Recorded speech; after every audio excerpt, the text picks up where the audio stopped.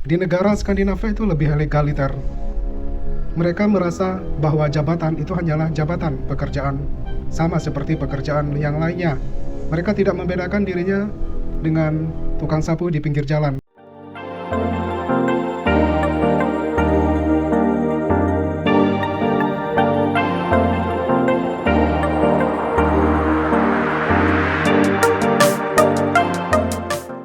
Ada pertemuan yang dilaksanakan oleh Perdana Menteri negara Skandinavia yang terdiri dari Perdana Menteri Denmark, Swedia, Norwegia, dan Finlandia dalam jamu makan yang sederhana. Mereka duduk seperti layaknya keluarga kecil di ruangan sederhana yang berlatar belakang buku dan jamuannya juga sederhana. Jauh dari kesan mewah dan jauh dari kesan formalitas. Jamuan makan tersebut lebih tepatnya seperti acara kekeluargaan sambil membahas masalah-masalah yang dihadapi oleh negaranya. Foto itu beredar dalam media sosial dan di media pada awal tahun 2025, tepatnya bulan Maret. Perdana Menteri Denmark, Mette Frederiksen, yang terlibat dalam acara jamuan makan sederhana tersebut menjelaskan bahwa acara makan malam itu dilakukan di rumahnya pada Minggu 26 Januari 2025. Perdana Menteri yang menjabat sejak Juni 2019 di Denmark itu menjelaskan bahwa pertemuan keempat kepala negara tersebut membahas keamanan regional dan kerjasama keamanan yang bermula dari keluhan-keluhan warga yang diterima Perdana Menteri tersebut, bahwa situasi dunia saat ini membuat orang tidak nyaman. Mendengar keluhan dari warga-warganya tersebut, maka Perdana Menteri tersebut berinisiatif untuk membicarakan dengan tetangga negaranya, kawasan Skandinavia, sehingga Perdana Menteri Denmark tersebut mengundang untuk datang ke rumahnya sambil makan. Dan Perdana Menteri negara-negara tetangganya tersebut datang sambil berbicara, berdiskusi, dan makan dalam jamuan sederhana yang bernuansa kekeluargaan. Tujuan dari jamuan makan tersebut yaitu mempererat keamanan regional termasuk di Laut Baltik dan mendukung Ukraina. Dilihat dari nuansa acara makan tersebut, terkesan bahwa Perdana Menteri di negara Skandinavia itu seperti layaknya pada masyarakat umum lainnya, jauh dari kesan seremonial, kesan formalitas, dan kesan seperti tuan tanah yang harus dijunjung oleh orang-orang umum, yang seharusnya orang umum tersebut adalah rakyatnya yang harus dilayani. Nah, banyak juga pejabat anggota dewan di negara-negara Eropa, khususnya Skandinavia, mereka tidak terlalu menonjolkan keakuannya ya. Keakuannya maksudnya minta dihormati, minta disanjung kalau datang, minta dicium tangannya, seperti raja-raja zaman tuan tanah feodalisme pertengahan itu ya. Apalagi pegawai-pegawai yang minta dilayani, kalau tidak ada orang menunduk, merasa tersinggung, tidak dihormati. Itu gaya-gaya feodal abad pertengahan yang umum rata-rata terjadi di negara-negara yang masih terbelakang dan juga negara-negara yang menganut sistem monarki ya, di mana sultan, raja itu segalanya karena dianggap keturunan dewa yang harus dihormati. Nah, di negara Skandinavia itu lebih legaliter. Mereka merasa bahwa jabatan itu hanyalah jabatan pekerjaan, sama seperti pekerjaan yang lainnya. Mereka tidak membedakan dirinya dengan tukang sapu di pinggir jalan. Anda mungkin pernah melihat ketika Barack Obama, mantan presiden Amerika Serikat berjalan, kemudian ketemu sama petugas janitor, pembersih toilet, dan Barack Obama langsung menjulurkan tangannya, melakukan tos dengan pegawai, dengan karyawan pembersih toilet tersebut. Itu menandakan bahwa Barack Obama tidak merasa dirinya lebih mulia daripada yang lainnya. Itu hanyalah pekerjaan presiden, tukang beca, di Eropa nggak ada ya tukang beca ya, maksudnya presiden, janitor, pembersih taman, itu hanyalah jabatan yang tidak harus dipuja, tetapi harus dilakukan dengan peran sebaik mungkin, karena itu tidak menunjukkan bahwa seseorang itu lebih mulia atau tidak. Lebih mulia apabila menjalankan pekerjaannya dengan sebaik mungkin. Dan yang membedakan adalah terletak pada kapasitas dan kewenangannya. Memang petugas keamanan, pembersih, toilet. Itu tugasnya hanya mengurusi kebersihan toilet. Beda dengan Perdana Menteri atau Presiden yang mengurus seluruh satu negara. Memang kawasannya lebih besar dan dampaknya juga lebih besar. Tapi Presiden atau Perdana Menteri yang mengurusi jabatan seperti itu sudah memang seharusnya melakukan pekerjaan untuk mengurusi satu negara seperti itu. Jadi tidak perlu minta didewakan, minta dihormati, disanjung-sanjung seperti layaknya raja di abad pertengahan. Tidak, hanya jalankan pekerjaannya yang meliputi kapasitas dan kewenangannya seperti itu. Jadi, mana yang lebih mulia? Tidak ada yang lebih mulia ya, itu hanya peran untuk menjalankan pekerjaannya dengan sebaik mungkin. Nah, kembali ke negara-negara Eropa seperti Skandinavia, di mana banyak ada anggota dewannya yang bekerja itu naik public transportation, tidak membawa mobil dinas sendiri. Itu memang contoh bukan untuk citra ya, tapi memang sudah terbentuk lingkungan yang seperti itu, seperti yang dilakukan oleh pejabat Swedia, di mana pemerintah Swedia menerapkan kebijakan yang memberlakukan pejabat dan politisi setara dengan warga biasa, termasuk dengan menghapus fasilitas mobil dinas. Ini di Swedia ya. Prinsip dasar Swedia adalah kesetaraan, egaliter antar warganya, sehingga pejabat pemerintah dan politisi juga harus hidup seperti rakyat yang memilih mereka, bukan seperti di negara antah berantah minta disanjung-sanjung layaknya merasa dirinya turunan dewa yang harus disembah-sembah.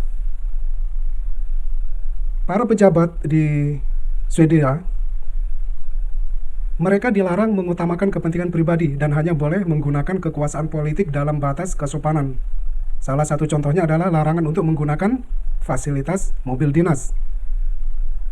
Politisi di Swedia, termasuk menteri, anggota parlemen, bepergian dengan transportasi umum seperti bus dan kereta api, sama seperti warga lainnya. Tidak ada perlakuan khusus minta dikhususkan. Penggunaan taksi untuk urusan dinas dapat menimbulkan kontroversi karena mereka diberikan kartu transportasi umum. Hanya Perdana Menteri yang diberi hak istimewa menggunakan mobil dari pasukan keamanan secara permanen. Parlemen Swedia hanya menyediakan 3 mobil dinas untuk perjalanan dinas anggota dewan. Selain itu mereka dapat menggunakan transportasi umum, mobil pribadi, mobil sewaan, atau taksi dengan penggantian biaya yang dipotong pajak. Begitu juga perjalanan luar negeri untuk anggota dewan juga hanya dapat dilakukan dengan kelas ekonomi. Jadi mereka sama seperti rakyat biasa ya, perjalanannya ke luar negeri juga dengan tiket ekonomi, kecuali untuk perjalanan ke luar Eropa, di mana mereka boleh memilih kelas bisnis itu. Tunjangan perjalanan hanya berlaku untuk anggota dewan dan keluarga mereka hanya bisa ikut serta tanpa mendapatkan penggantian biaya perjalanan. Nah itu ya. Jadi yang ditanggung pemerintah itu hanya untuk anggota dewan, sedangkan keluarganya tidak mendapatkan penggantian biaya perjalanan. Jika perjalanan ya harus ngeluarin uang sendiri lah dari kantong pribadinya. Seperti itu. Bukan hanya politisi, hakim di Swedia juga tidak diberi fasilitas mewah, tidak diberi mobil dinas, tidak disediakan sekretaris pribadi. Kenapa bisa seperti itu? Karena Swedia itu mencerminkan prinsip transparansi, di mana pengeluaran para pejabat termasuk menteri, anggota parlemen, dan hakim dapat dipantau oleh publik. Publik itu bisa mengakses. Seperti itu transparansinya. Berapa rata kekayaannya, berapa ini, kenapa keluarganya kok bisa hidup mewah seperti itu. Nah itu mungkin Indonesia juga akan mengarah ke sana ya, seperti lapor LHKPN. Mungkin ya bertahap lah, mungkin tidak sebagus seperti yang sudah diterapkan Swedia, tapi kita yakin Indonesia bertahap akan menuju transparansi yang lebih bagus. Warga Swedia juga memiliki akses untuk melihat pajak penghasilan Perdana Menteri dan pengeluaran badan publik lainnya. Sebuah kebijakan yang mendukung transparansi politik. Anggota parlemen di Swedia juga tinggal di apartemen kecil. Bahkan hingga akhir 80-an mereka tidur di tempat tidur sofa di kantor. Mereka yang berasal dari luar Stockholm diberikan tunjangan rumah ya, berupa apartemen studio. Studio ya apartemen standar itu ya, milik negara dengan sewa maksimal $820 AS per bulan. Kehidupan sehari-hari mereka seperti mencuci pakaian dan berbelanja dilakukan seperti warga biasa. Jika mereka mencari pembantu, mereka menggunakan uangnya pribadi. Tidak ada ditanggung oleh negara. Kebijakan ini menunjukkan bahwa Swedia sebagai salah satu negara dengan kesetaraan sosial yang tinggi dan tingkat korupsi yang sangat rendah, sehingga gap antara kaya dan miskin itu sangat kecil sekali. Beda ya dengan di kita ya. Kalau di tempat kita itu coba lihat di sekitar kita itu kalau udah kaya, kaya beneran.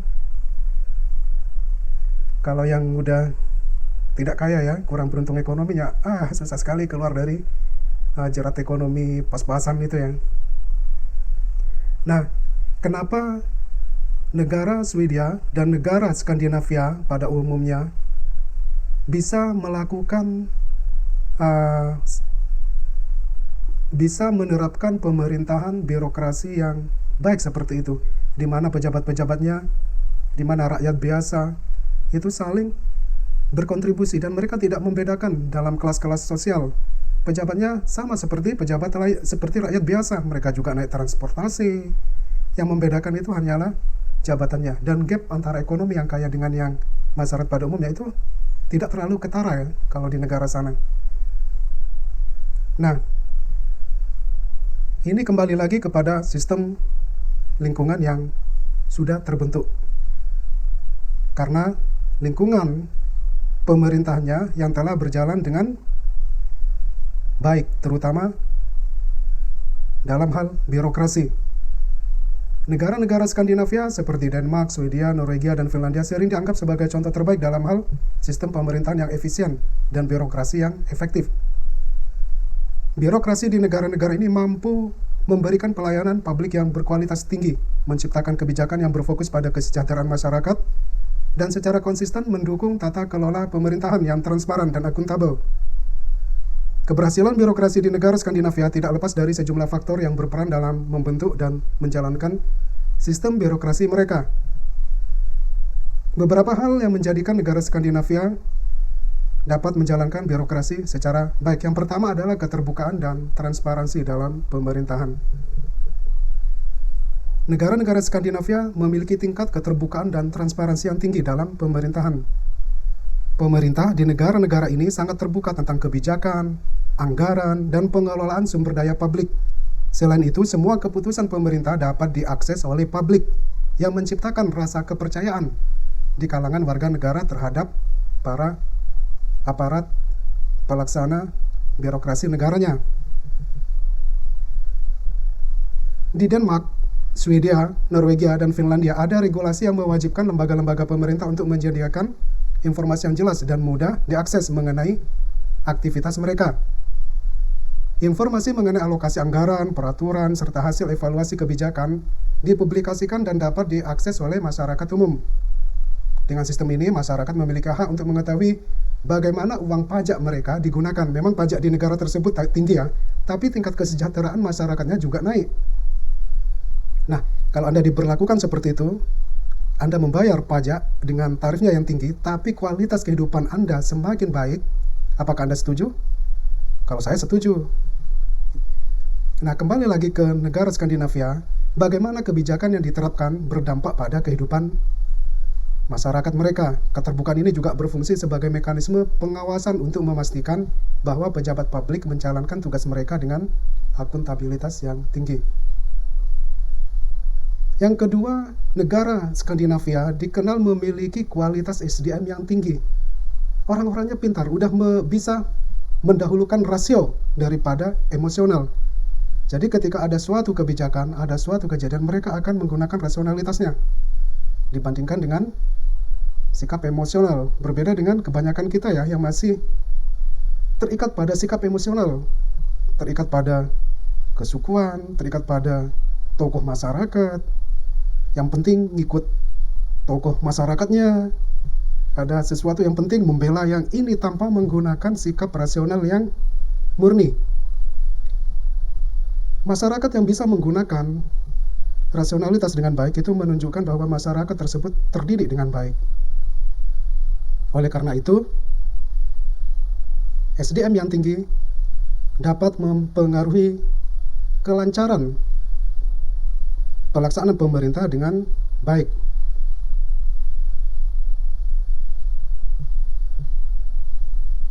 Birokrasi yang efektif tidak terlepas dari kualitas SDM yang bekerja di dalamnya. Negara-negara Skandinavia memiliki sistem pendidikan yang sangat baik. Jika Anda lihat sistem pendidikan yang baik itu memang di daerah-daerah negara Skandinavia ya. Mungkin tetangga kita seperti Singapura juga baik. Mungkin kita bisa mengaca pada Singapura bagaimana cara mendidik SDM yang baik. yang menghasilkan tenaga kerja berkualitas tinggi, termasuk dalam sektor pemerintahan. Pendidikan di negara-negara Skandinavia tidak hanya berfokus pada pengetahuan teknis, tetapi juga pada pengembangan kemampuan berpikir kritis, etika kerja, dan pelayanan publik yang profesional. Misalnya di negara Swedia, seleksi masuk ke berbagai posisi pemerintahan dilakukan dengan ketat dan transparan. Indonesia sudah seperti itu? Ya, mungkin Indonesia sudah akan mengarah ke seperti itu juga ya, dengan buktinya dengan seleksi CPNS yang dilaksanakan secara umum, transparan, bisa diakses, bisa dilihat di live YouTube waktu seleksinya, dan tidak ada perlakuan khusus bagi semua warga negara Indonesia harus mengikuti seleksi yang sama. Tidak ada keturunan darah biru, keturunan presiden atau apa, harus mengikuti seperti seleksi yang lainnya. Indonesia sudah akan mengarah, sudah sedang menerapkan itu ya. Kandidat harus menunjukkan kompetensi yang tinggi serta pemahaman yang mendalam tentang bagaimana kebijakan publik dapat memengaruhi kehidupan warga negara. Selain itu, ada juga pelatihan berkelanjutan dan kesempatan untuk pengembangan karir sangat ditekankan di negara-negara Skandinavia yang memungkinkan para pegawai negeri untuk selalu meningkatkan kemampuan dan pengetahuan mereka. Ya, mirip-mirip ya seperti di Indonesia. Indonesia juga sudah seperti itu. Ada workshop jenjang karir yang jelas, ada pendidikan, dimudahkan untuk melanjutkan studi bagi aparat PNS, dan ya seperti udah mirip-mirip lah. Dengan demikian, birokrasi di negara-negara Skandinavia didukung oleh SDM yang tidak hanya terampil dalam pekerjaan administratif, tapi juga memiliki pemahaman yang luas tentang prinsip-prinsip good governance atau pemerintahan yang baik. Nah, yang ketiga adalah desentralisasi kekuasaan dan otonomi daerah. Di negara Skandinavia itu diterapkan sistem desentralisasi kekuasaan, di mana negara-negara ini mengedepankan otonomi daerah yang memungkinkan pemerintah daerah memiliki kewenangan untuk mengambil keputusan yang sesuai dengan kebutuhan lokal mereka. Dengan demikian, kebijakan dapat lebih disesuaikan dengan konteks sosial, ekonomi, dan budaya di masing-masing wilayah. Kalau di Indonesia bagaimana? Indonesia juga sudah menerapkan ya otonomi daerah. Cuma masalahnya masih terjadi ketimpangan ya antara pusat dan daerah, di mana terutama dalam sektor pemerintahan, pembangunan, kebanyakan investasi kebanyakan terjadi di sekitar pusat pemerintahan ya. Lalu ini peran PR dari kepala-kepala daerah, bagaimana dengan adanya otonomi daerah, daerah mampu mengelola keuangannya sendiri, mampu menarik investasi sendiri, mampu membangun sistem ekosistem investasi di daerahnya sendiri dengan memaksimalkan otonomi daerah yang diterapkan di Indonesia agar pertumbuhan ekonomi, kualitas SDM meningkat, itu sehingga daerah-daerah berkembang dengan baik. Itu kembali lagi tergantung pada SDM-nya ya, terutama pemimpinnya yang memiliki kebijakan pengambil keputusan.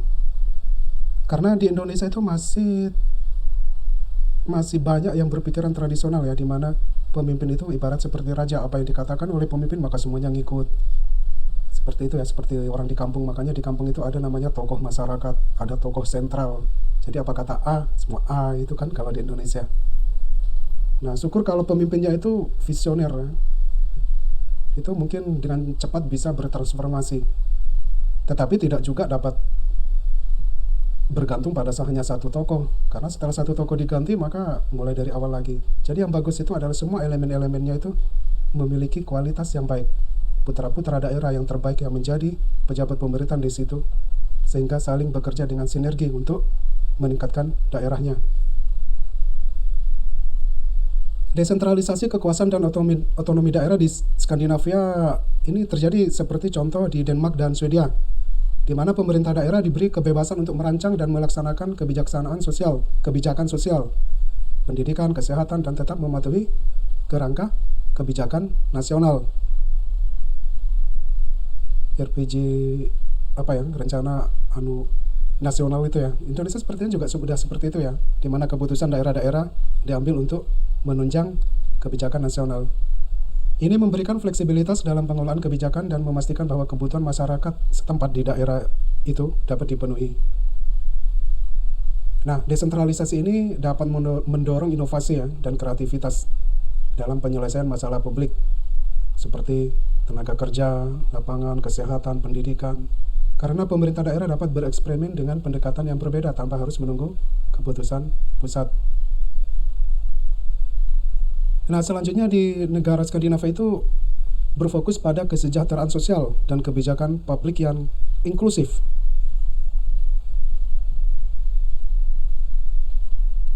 Jadi, birokrasi di negara Skandinavia tidak hanya terukur dari efisiensi administrasi, tapi juga dari sejauh mana kebijakan publik dapat meningkatkan kesejahteraan masyarakat secara keseluruhan.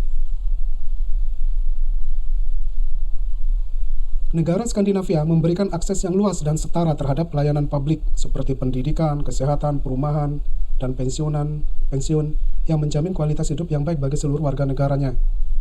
Jadi semua kebutuhan warga negara akan tersebut itu dipermudah untuk mengakses layanan-layanan itu dari negaranya.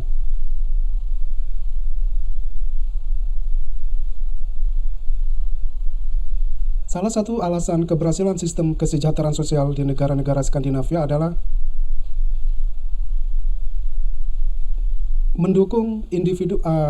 mengurangi kesenjangan sosial dan ekonomi di dalam masyarakat. Pemerintah di negara itu juga memastikan bahwa proses distribusi layanan dilakukan secara adil tanpa diskriminasi. Jadi tingkat kesejahteraan masyarakatnya seperti di negara Swedia, Finlandia, Denmark itu tidak terlalu ketara ya antara yang kaya yang miskin, semuanya hampir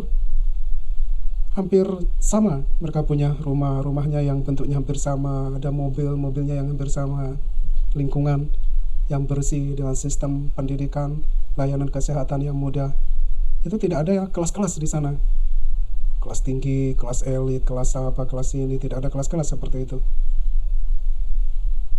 Jadi itu semua tercipta karena sistem birokrasinya yang telah berjalan dengan baik, sistem pemerintahnya yang telah berjalan dengan baik, termasuk dalam hal kebijakan-kebijakan untuk mengurangi kesenjangan sosial di dalam masyarakat. Kemudian di negara Skandinavia juga menerapkan kolaborasi antara pemerintah dan sektor swasta.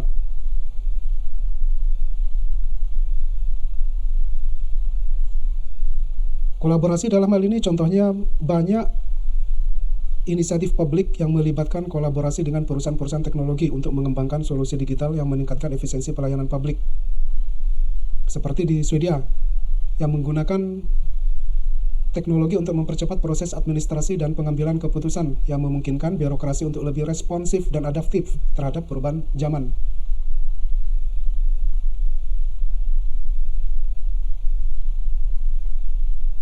Kolaborasi antara pemerintah dan sektor swasta itu menciptakan sinergi antara sektor publik dan swasta dalam menghadapi masalah sosial dan ekonomi. Jadi e-government-nya itu sudah berjalan dengan baik ya. Indonesia juga sudah berjalan, mungkin belum mencapai tahap seperti di negara-negara Skandinavia, tapi kita optimis Indonesia beberapa tahun ke depan juga akan tercipta sistem yang baik.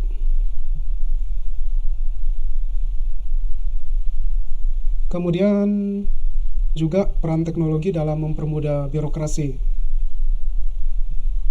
Penerapan teknologi informasi dan komunikasi di negara Skandinavia dengan cara mengadopsi e-government ya, untuk mempermudah interaksi antara warga negara dan pemerintah. Melalui e-government, masyarakat dapat mengakses layanan publik secara online, seperti pendaftaran perizinan, pengajuan klaim kesejahteraan, pembayaran pajak tanpa harus datang ke kantor secara langsung. Dan Indonesia juga sudah mulai seperti itu ya. Mungkin perlu memang tidak semuanya orang dapat memahami seperti itu, masih datang ke kantor pajak. Tapi untuk masyarakat yang berada di kota yang sudah melek dengan teknologi, anak-anak muda itu semuanya sudah bisa diakses melalui online. Contohnya pembayaran pajak bisa dari DJP online. Misalkan untuk taspen bisa diakses secara online. Misalkan untuk pensiunan, untuk mendapatkan rincian pensiunannya itu bisa diakses melalui online, dan Indonesia juga sudah bagus ya mulai seperti itu. Jadi penggunaan teknologi ini untuk mengurangi prosedur yang panjang dan rumit serta antri. Saya kira sekarang saya ke kantor pajak juga sudah tidak ada antri-antrinya ya, sebatas normal ya. Itu tidak berjam-jam seperti zaman-zaman dulu ya. Sekarang sudah lumayan bagus lah. Mungkin kedepannya kita optimis Indonesia akan lebih bagus lagi. Misalkan di Denmark ya, hampir semua layanan publik telah dipindahkan ke platform digital yang memungkinkan masyarakat untuk mengakses berbagai informasi dan layanan dengan mudah. Selain itu, teknologi juga mendukung evaluasi kebijakan dan pengambilan keputusan berbasis data yang meningkatkan efektivitas kebijakan yang diterapkan. Kemudian ini juga ada kaitannya dengan SDM-nya ya, di mana aparatur negaranya bekerja dengan profesional dan tidak korup. Kita tahu bahwa negara-negara Skandinavia itu tingkat korupsinya sangat rendah dan berada di jajaran atas dengan negara dengan tingkat korupsi yang rendah. Jadi budaya profesional, budaya kerja yang profesional dan rendah korupsi juga merupakan faktor yang membuat birokrasi di negara-negara Skandinavia sangat efektif. Pegawai negeri di negara-negara tersebut diharapkan untuk bekerja dengan integritas tinggi dan mengikuti prinsip-prinsip etika kerja yang ketat, transparansi dalam pengelolaan keuangan publik, dan pengawasan yang ketat terhadap tindakan pejabat publik, mencegah terjadinya penyalahgunaan wewenang. Jadi pemerintah di negara-negara Skandinavia itu telah membangun sistem pengawasan yang sangat baik yang melibatkan badan pengawas independen dan partisipasi aktif dari masyarakat sipil. Selain itu, budaya kerja yang menghargai profesionalisme dan akuntabilitas menjadikan birokrasi lebih responsif terhadap kebutuhan masyarakat.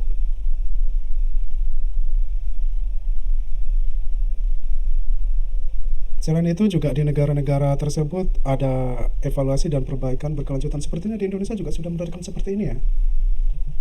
Ada evaluasi, ada perbaikan berkelanjutan juga. Penguasaan government di Indonesia juga sudah baik. Tapi kenapa ya?